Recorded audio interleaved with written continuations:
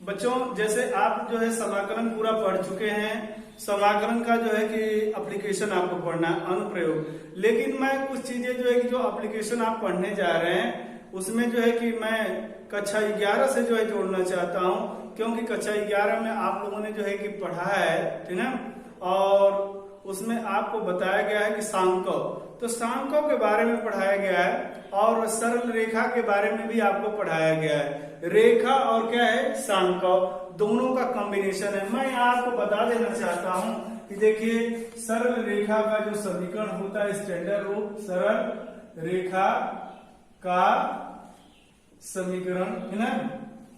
अगर हम फर्स्ट देखें, जब हमारा स्टूडेंट जो है ना यही नहीं समझ पाएगा कि यह समीकरण जो दिया है, इक्वेशन दिया है, वो वास्तव में किस चीज का है, कि वक्र का है कि रेखा का है। तो सर मानक समीकरण जो होता है ax प्लस क्या है by प्लस c बराबर क्या है 0। प्रवणता रूप में क्या होता है y बराबर mx प्लस क्या है c। थर्ड अंतःखंड रूप में रेखा का समीकरण रूप में रेखा का समीकरण x upon a plus y अपान क्या है b बराबर क्या होता है 1। तो और जो है लंब रूप में अगर देखा जाए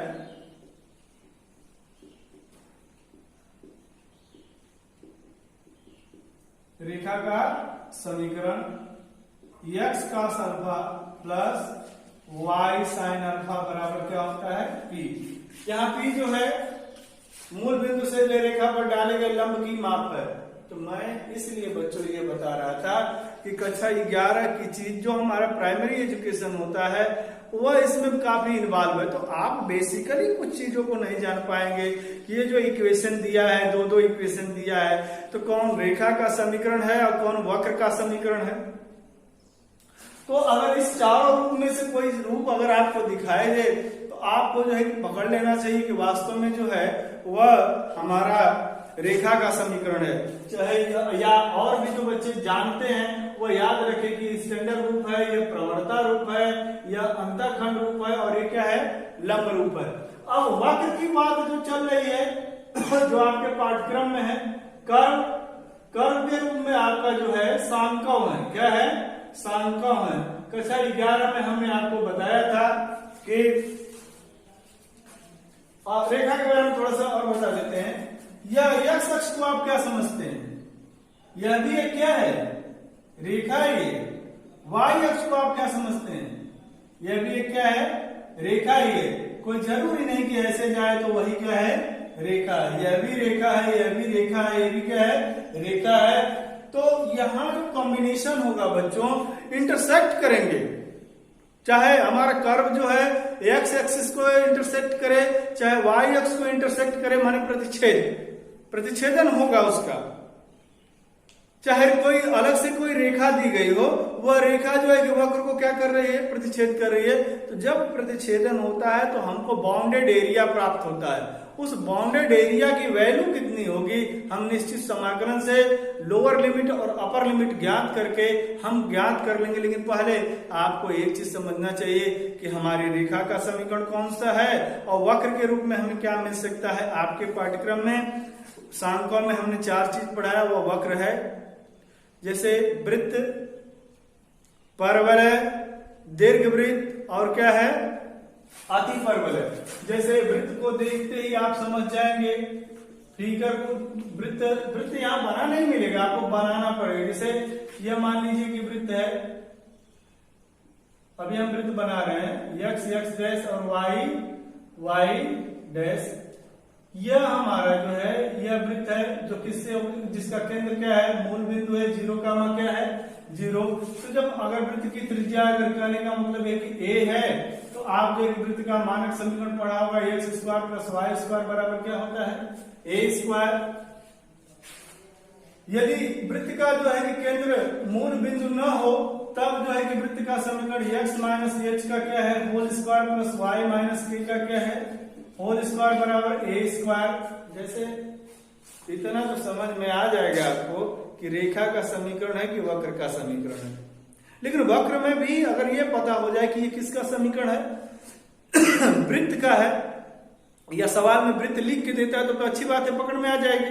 लेकिन यह मालूम हो जाए कि वक्र अगर लिखता है तो वृत्त का समीकरण दिया तो आपको समझना चाहिए कि वह वक्र हमारा क्या है, वृत्त है। तो ये दो चीजों से खास करके आपको जो है कि रिलेशन देखना है, पहला और क्या है, दूसरा, इसी रूप में रहेंगे।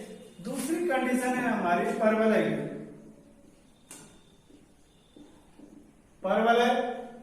परवलय के चार रूप हमने आपको बताया है। ये देखिए, इसका मुख किधर खुला हो, x अक्ष की धन दिशा में, या परवलय का मुख जो है x अक्ष की क्या है, ऋण दिशा में खुला हो, या परवलय का मुख जो है y अक्ष की धनात्मक दिशा में हो, या परवलय का मुख जो है y अक्ष की दिशा में हो, ऋणात्मक दिशा में। तो परवलय के चार रूप हैं। इसका समीकरण y स्क्वायर बराबर 4ax, इसका समीकरण y स्क्वायर बराबर -4ax, इसका समीकरण x स्क्वायर बराबर -4ay, और इसका x स्क्वायर बराबर 4ay।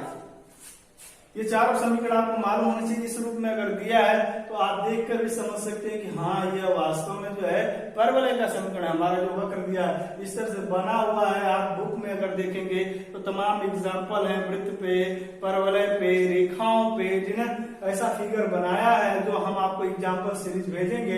तो हम आप कक्षा 12 में पढ़ रहे हो तो ये मालूम होना चाहिए कि हमारा वक्र कौन सा है, ये परवलय है। फिर क्या है, आपको जो तीसरा पॉइंट है दीर्घवृत्त। दीर्घवृत्त खास करके जो मिलना है, आप देखिए यह इसका दीर्घाक्ष जो है x अक्ष है, इस रूप में मिलेगा, या संयुग्मित दीर्घवृत्त भी कह सकते हैं। इसका जो है कि ये क्या है, y अक्ष की अनुदिश है ना। तो मेरे कहने का मतलब दीर्घवृत्त का समीकरण आप जानते हैं, x स्क्वायर अपान क्या है, a स्क्वायर प्लस क्या है, y स्क्वायर अपान क्या है, b स्क्वायर बराबर क्या होता है, 1। यह दीर्घवृत्त का समीकरण है। फिर क्या है आपका अति परवलय है, अति परवलय है। अति परवलय कक्षा 11 की बुक, मेरा सुझाव है कि एक बार शांतों को जो है कि आप रेखा को एक बार आप देख लीजिएगा और उसको जो एक बार रिवीजन कर लीजिएगा तो यह मैटर अच्छे समझ में। 8 नंबर का प्रश्न इसमें से बनता है। लिमिट लेना मैं सिखा दूंगा, कैसे लिमिट लेना है प्रश्न के अकॉर्डिंग टू, और उसके बाद जो समाकलन की प्रक्रिया पीछे सीखे हैं वह प्रक्रिया जो है कि करनी होगी। समाकलन करके लिमिट रख दीजिए, हमें एरिया जो है मालूम हो जाएगा। अब देखिए कि मान लीजिए कि यह वक्र है, इसे कोई रेखा इंटरसेक्ट कर रही है, तो अब पूछेगा कि रेखा x अक्ष और क्या है, वक्र द्वारा घिरे भाग का क्षेत्रफल। ये घिरा हुआ भाग हो गया, दोनों का इंटरसेक्ट जो हुआ है। अब इसका हमें क्या पता करना होगा, क्षेत्रफल। यह हमारा सर्किल है, यह पूछेगा कि फर्स्ट कोऑर्डिनेट में जो उसका एक पार्ट बन रहा है यहाँ पे, इस भाग का क्षेत्रफल क्या होगा, x अक्ष द्वारा जो घिरा हुआ है। या यह भी पूछ सकता है, कहीं का भी पूछ सकता है, लेकिन यह मालूम होना चाहिए कि बाउंडेड एरिया हमारा हो। तो देखिए, यदि हमारा इक्वेशन जो है x अक्ष के अनुदिश बनता है तो हम बाउंडेड एरिया बराबर जो है लिमिट a टू b, ठीक है। हमारा फलन जो वक्र का दिया है f(x) क्या है, dx, या एरिया a बराबर फार्मूला बस simply a to b f(y) क्या है, dy है। तो इसके लिए साइकोलॉजिकल आप तैयार हो जाइए, और मैं आपको जो है एग्जाम्पल सीरीज जो है भेज रहा हूं, और फिर आपको सॉल्व करके भी नेक्स्ट वीडियो में हम बताएंगे किस तरह से लिमिट लेनी है। आप अच्छे से वॉच करिएगा इसको, और इस चीज को कक्षा 11 से और 12 से जोड़ कर देखिए तो प्रश्नावली आपको बहुत बेहतर तरीके से समझ में आएगी, बहुत कठिन नहीं है।